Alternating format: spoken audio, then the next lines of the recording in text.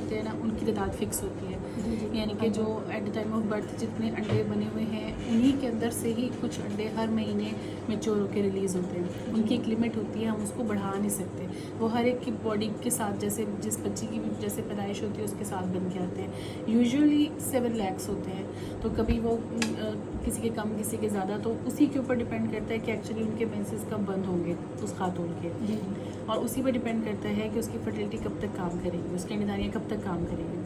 जो अंडे बनाने की, जिसको रूटीन में कहते हैं ना कि अंडे बनाने की दवाइयाँ, वो अंडे बनाने की नहीं होती, एक्चुअली वो अंडे रिलीज़ कराने की होती हैं। यानी कि हर अगर साइकिल के अंदर 4, 6, 8 अंडे मैच्योर हो रहे हैं, तो अंडे रिलीज़ कराने की जो मेडिसिन होती है वो 15, 20 इस तरह से वो अंडे ज़्यादा तादाद में रिलीज़ करवाते हैं, जिनसे प्रेगनेंसी होने का चांस तो बढ़ जाता है, लेकिन एक्चुअली अंडों का रिज़र्व कम होता जाता है।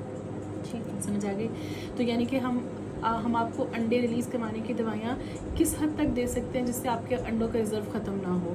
तो इसलिए हमें सोच समझ के फैसला करना होता है कि हमने अंडे रिलीज़ करवाने की दवाइयाँ देनी है, और देनी है तो कितना अरसा के लिए देनी है। यूजुअली हम 6 महीने से ज़्यादा नहीं देते, लेकिन अगर एज का मसला हो या AMH का लेवल लो हो तो हमारे पास और भी लिमिटेशन आ जाती है। अब ये है कि जो अंडे आपके चलने हों, फ़र्ज़ करें साल, 2 साल, 3 साल, मैं अगर उनको रिलीज़ करवा के वो आपके 6 महीने में ख़त्म कर दूँ, तो फिर आपका फर्टिलिटी पोटेंशियल तो बढ़ने के बजाय कम हो जाएगा। तो इसलिए हमें सोच समझ के फैसला करना पड़ेगा। तो इसलिए मैं आपसे पूछी थी कि अगर आप टेस्ट ट्यूब बेबी के लिए जाना मतलब अगर कर सकते हैं तो बेहतर ये है कि आप एक दफ़ा टेस्ट ट्यूब बेबी के लिए कर लें, लेकिन अगर नहीं कर सकते तो हमारे पास मजबूरी है, अभी भी हमें यही एग रिलीज़ कराने वाली मेडिसिन ही देनी पड़ेगी फिर। अदरवाइज़ और कोई ऑप्शन नहीं है?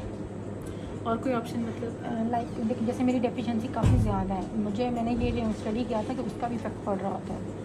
मैंने आपको कल दिया था ना, हमारी मेरी विटामिन D3 की डेफिशिएंसी। विटामिन D की कमी तो पूरा करना कोई मसला नहीं होता, विटामिन D खाएंगे पूरी हो जाएगी, लेकिन ये जो अंडों की तादाद की कमी है उनके ऊपर इसका भी इम्पैक्ट नहीं पड़ेगा जब ये कंप्लीट हो जाएगी इसकी एफिशिएंसी? अंडों की तादाद नहीं पूरी होती ना। अच्छा, वो नहीं होगी। वो नहीं होती, वो किसी चीज़ से नहीं होती, इसलिए हमें सोच समझ के चलना पड़ेगा। ठीक है। ठीक, और टेस्ट